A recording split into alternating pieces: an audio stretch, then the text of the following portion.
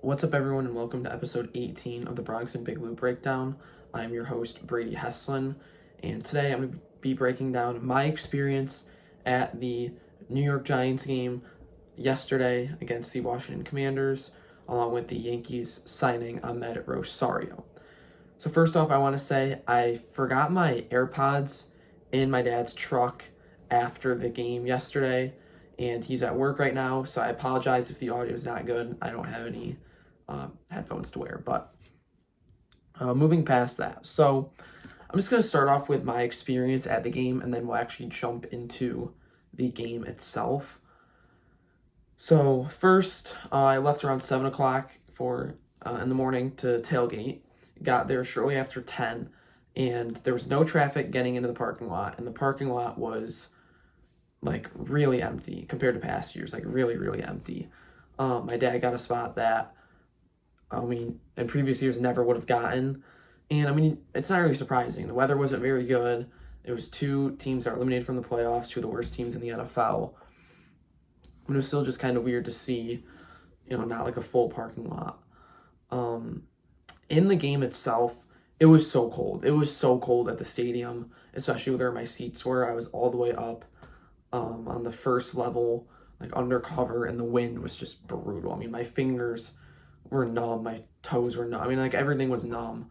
I'm pretty sure I have windburn on my side today. It's bothering me a little bit, but yeah, we unfortunately left like halfway through the third quarter. It was too cold, and I watched the rest of the game on my phone in the car. I did get a free Giants pennant, so that was pretty cool. I actually have 3 of these now.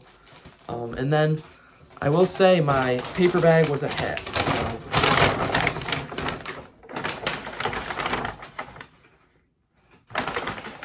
More paper bag. I don't know if you could see it. It says Fire Shane.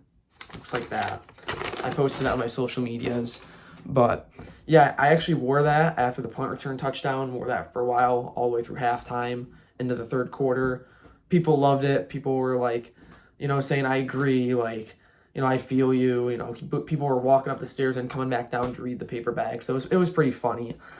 I also did an Instagram live before the game. If you didn't see it, I posted on my Instagram and my X if you want to watch. It's just like a 3-minute live with my cousin. My dogs are barking, so I'll be right back. Sorry about that. Let me try and get that fixed there. Oh, jeez. But yeah, I did a short Instagram live with my cousin on my Instagram and my X. Go check that out. So that was about it, really. That was my 5th Giants game ever. My record at Giants games is 1-3-1.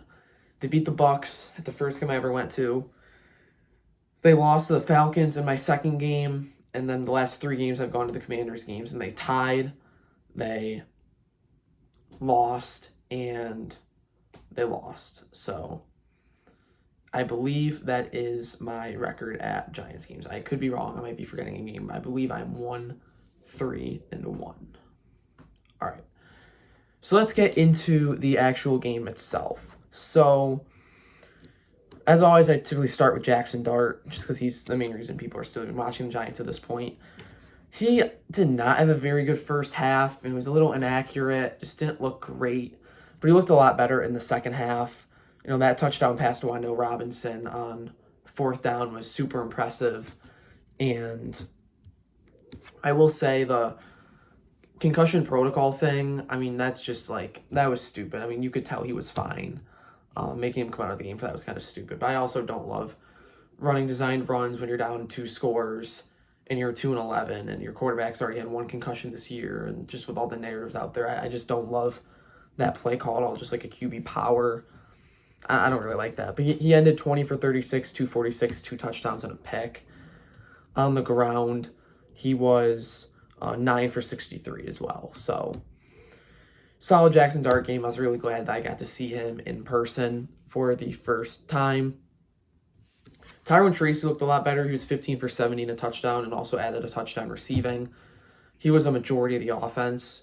Yesterday was more of what we saw out of rookie year Tyrone Tracy. He got 15 carries. Singletary only got 5. That's the split that I like. And yeah, it was just good to see Tracy looking a little bit better. There's still a couple times I feel like he could have just hit the hole a little bit, and he kind of didn't, but a lot better for Tyron Tracy. Darius Slayton, he might be the most frustrating / like disappointing player on the Giants this season. I wanted Darius Slayton re-signed because last year's free agency wasn't very good, and the Giants, they could have just drafted a receiver, but they had other needs, I felt like.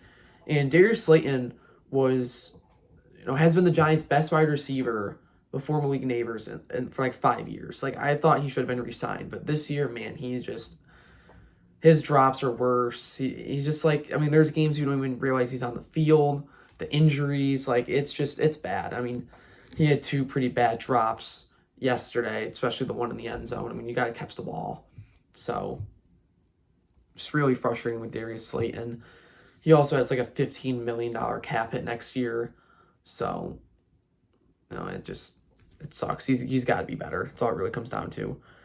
Jermaine Illuminor was really bad. I guess, he had a false start.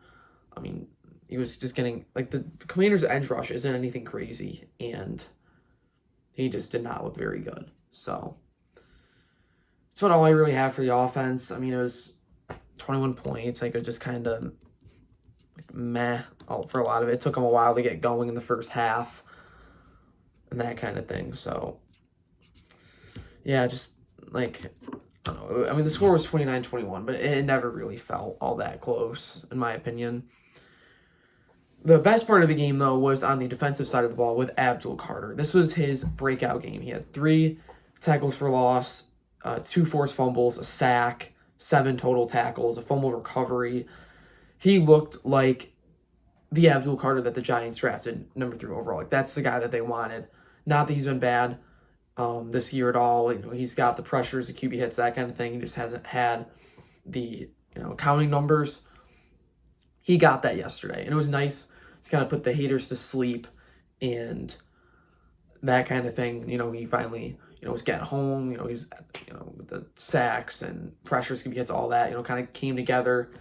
He had 2 forced fumbles. That's huge. Those are obviously game-changing plays right there, and that's what you want Abdul Carter to be. So it was nice after the benchings and that kind of thing for him to just kind of put that to bed and move on and have a game like this. So that was really encouraging to see. He was a guy that I was watching pretty closely throughout the game, and he looked very solid. Brian Burns also had 3 quarterback hits. Didn't have a sack, but a solid game from him as well. Other than that, on the defense, again, like 29 points is just terrible. It's really bad. I saw a stat, and it was when the Giants give up more than 21 points, they're 0-12. When they give up less than that, they're 2-0. So, do with that what you will. But, yeah, Bobby Okereke is just not very good. That's all that really comes down to. Just not a very good game overall. Special teams, talk about that. Just terrible. Just terrible. You knew the special teams was going to be an issue before the game even started. Watching Younghoe Koo warm up was horrific. It was the single worst warm-up I've ever seen from a kicker. I don't know what happened to this guy. I don't understand. He was a Pro Bowler just a couple years ago, one of the better kickers in the league. Now he's just awful. He was missing 40-yarders, like barely getting them into the net. Not with distance, just with accuracy. He was terrible. And when I saw him go out for not 1, but 2 50-plus yard field goal attempts, I knew there was no shot. He shanked both those balls to Pluto. It was terrible. What is Mike Kafka doing? What is Michael Gogrill, the special teams coordinator, doing? Why is there not communication from the people watching Koo warm up to Kafka? Or why is Kafka not, what's the disconnect there? Because, I'm a fan watching from the stands. I knew Younghoe Koo had no shot of making those kicks. And obviously the weather doesn't help. But, you got to hit those. You really do. You got to hit those. He should be caught. He should have been caught after last week. But they better cut him this week and go to Ben Sauls to be the kicker the rest of the way, because it's clear Younghoe Koo's not the future and won't be the guy for next year, so why even keep him on the roster? He also kicked multiple kickoffs and warm-ups out of bounds. I mean, he was just a disaster. It was really hard to watch. I mean, he was making Jake Moody, the Commanders kicker, look like an all-pro. That's how bad Younghoe Koo's warm-up was. And then, obviously, the punt return touchdown. So that's 2 straight games with the punt return touchdown. And overall, especially if you take the kicking side out of it, the special teams was a really good unit and probably the Giants' best unit up until the Patriots game. I mean, from a returning standpoint and that kind of thing, but 2 straight punt return touchdown weeks, just terrible. I mean, I hate special teams because it should not influence the game as much as it does for the New York Giants. It's so bad. And then the returner situation, excuse me. It is asinine to me that you have not 1 but 2 quality level returners on your practice squad. You have Amir Smith-Marset, who was statistically one of the best returners in the league last year with the new rules. He returned a kick. He also had a punt return called back due to penalty. And then I believe he was 3rd in net yards on kickoff returns last year. And he's sitting on your practice squad. Gunnar Olszewski's hurt. He has a concussion. He's hurt. Why are you not elevating or signing Amir Smith-Marset to the active roster and cutting Jalen Hyatt? I don't get that. I know Jalen Hyatt got in yesterday, but he's terrible. I mean, Bobby Skinner's posted a stat. I hate having to talk about Jalen Hyatt every week because it's clear the Giants aren't going to move on from him until the offseason.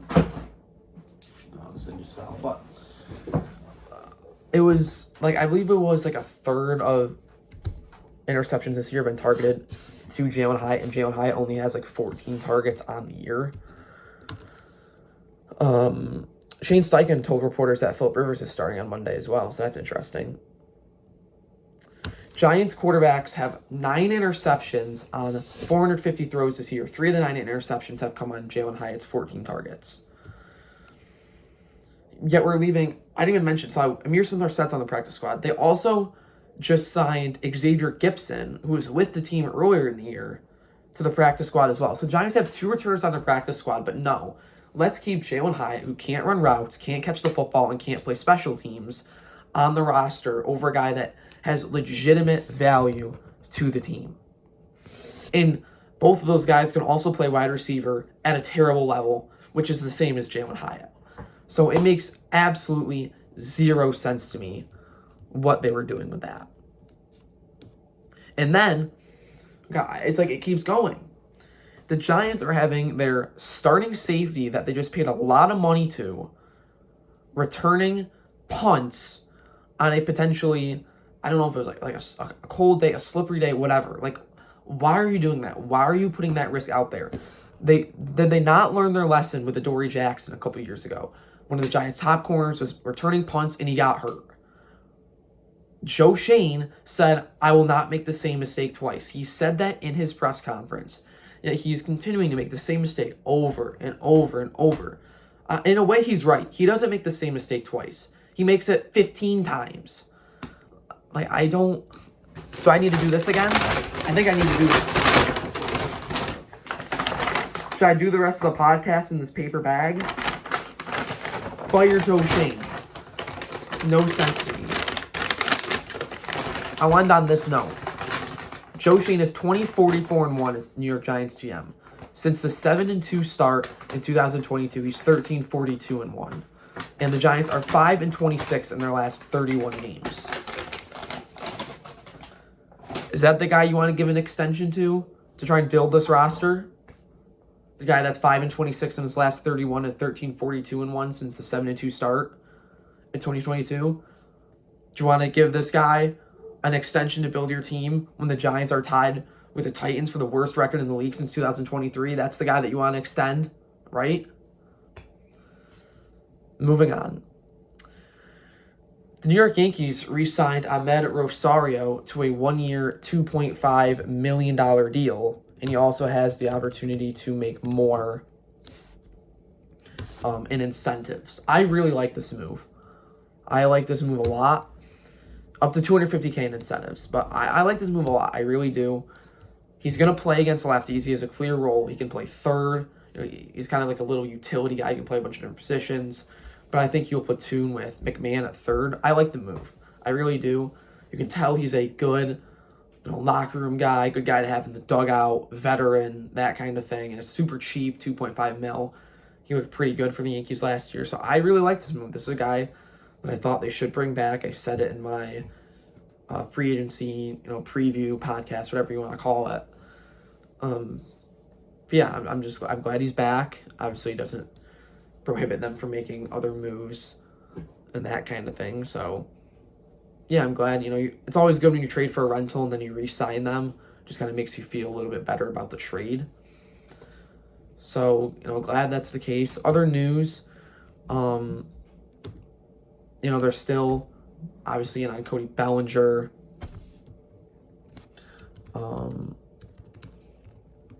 They're in on the Tatsuya Imai. I don't know.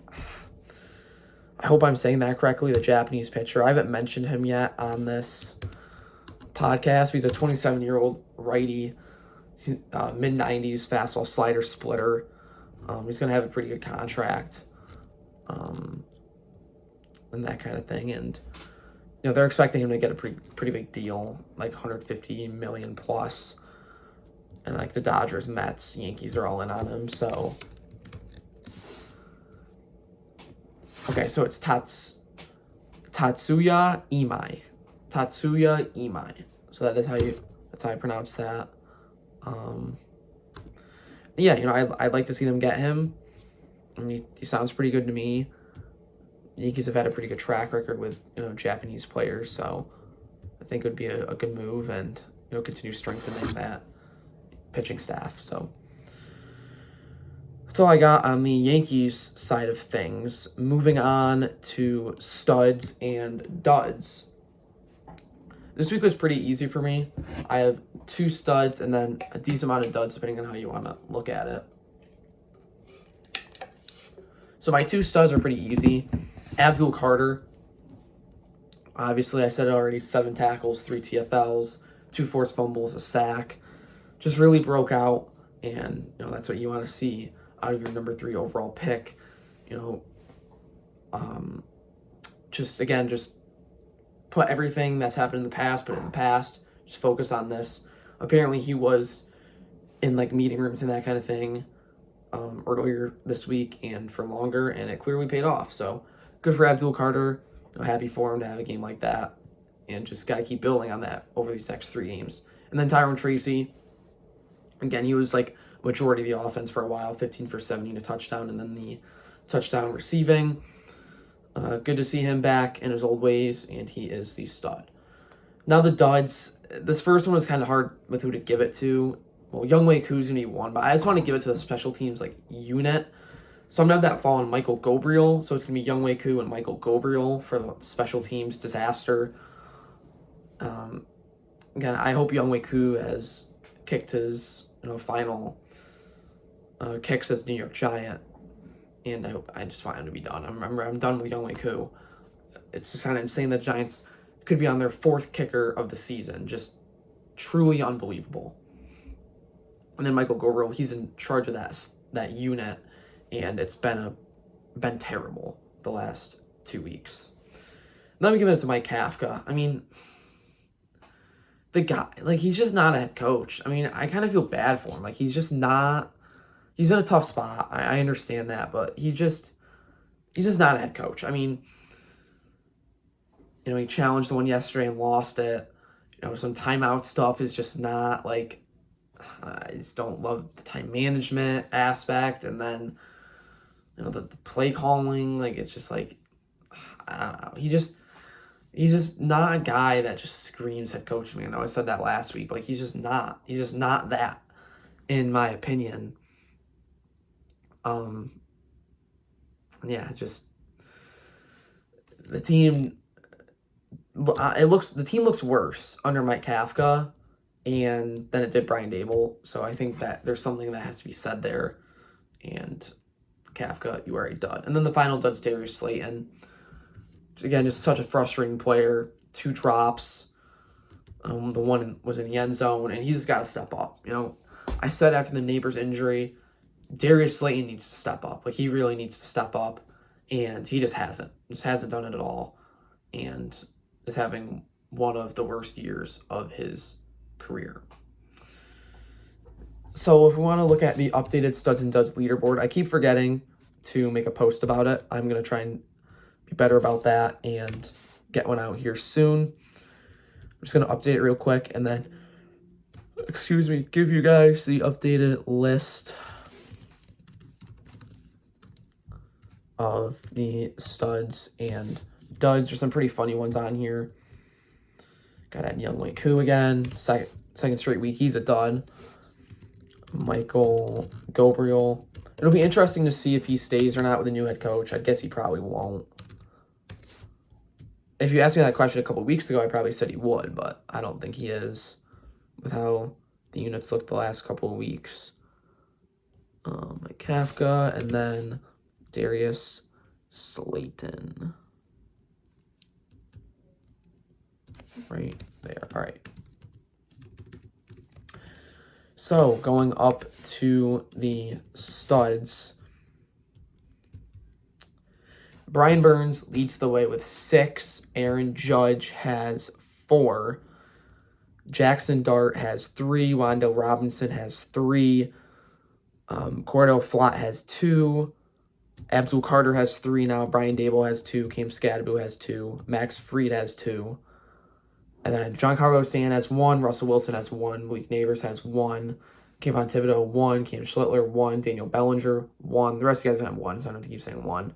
Theo Johnson, Camilo Doval, Ryan McMahon, David Bednar, Mike Kafka, Andrew Thomas, Jermaine Illuminor, Isaiah Hodgins, Jameis Winston, Darius Alexander, Devin Singletary, Tyron Tracy. So there's the Studs. For the Duds, Shane Bowen has 4. Joe Shane has 3. Luke Weaver has 3. Deontay Banks has 3. Brian Dable has 3. Mike Kafka has 3. Volpe has 2. Trent Grisham has 2. Darius Slayton has 2. Drew Phillips has 2. Dexter Lawrence has 2. Young Wei Koo has 2. And now the rest of you guys will have 1. Evan Neal, Cam Schlittler, Paul Goldschmidt, James Hudson, Fernando Cruz, Russell Wilson, Tampa Bay Rays, Max Fried, Luis Heel, Giancarlo Stanton, Carlos Rodon, Paulson Adebo, Jude McAtomney, refs, Tyler Newman, John Mara, Jamie Gillen, Wandale Robinson, run defense, Michael Gabriel. So that is the Studs and Duds leaderboard. Just think, if I keep doing this until, the start of next football season, it's going to be crazy with, baseball, back up there. I mean, it's kind of crazy that Judge has 4 and is still second, and the Yankees haven't played a game in 2 months.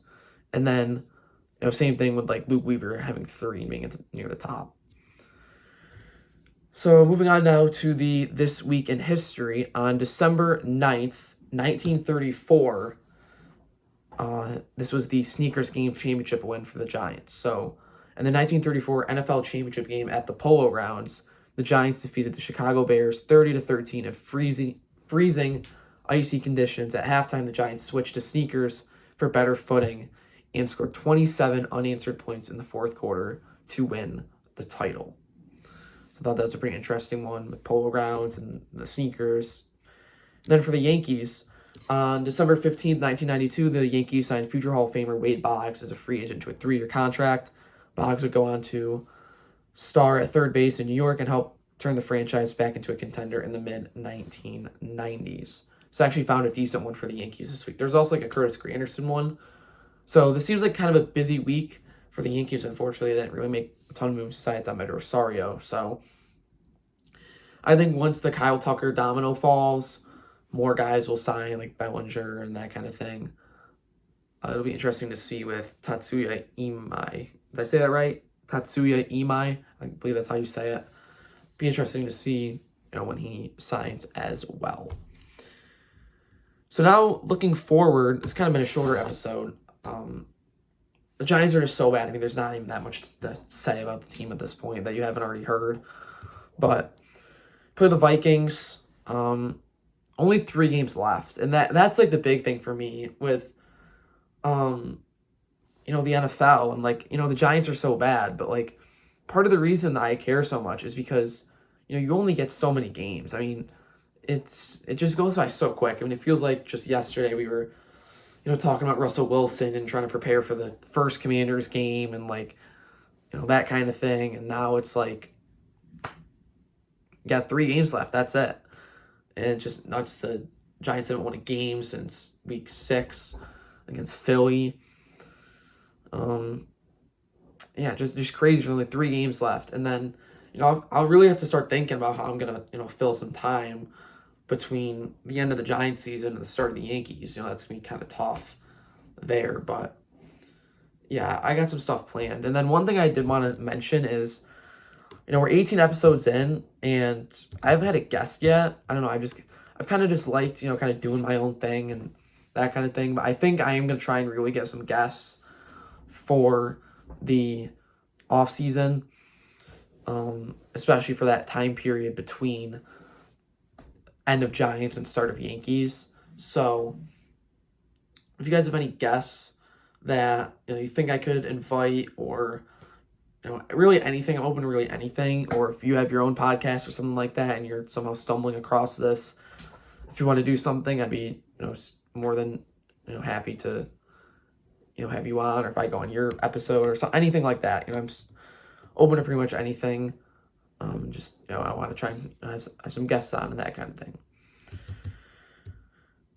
That's really about it. I mean, just the main thing is after the season is seeing if Joe Schoen gets fired. I just, it's unbelievable to me that the Giants might be making the same mistake again with firing the general manager, or firing the head coach but keeping the general manager. So we'll see. Hopefully my paper bag here can help. I'm gonna hold on to it because I think it's a funny thing to keep, especially if Joe Schoen does get fired. If Joe Schoen gets fired, I'm taking full credit because of the paper bag and that kind of thing. So that's going to wrap up this episode. It's a little bit shorter, but I mean, really wasn't a whole lot to take away from the game yesterday. Just kind of its same old story as the rest of the season has been. So please like, subscribe, follow whatever platform you are watching or listening on. And until next time, let's go Yankees and let's go Giants.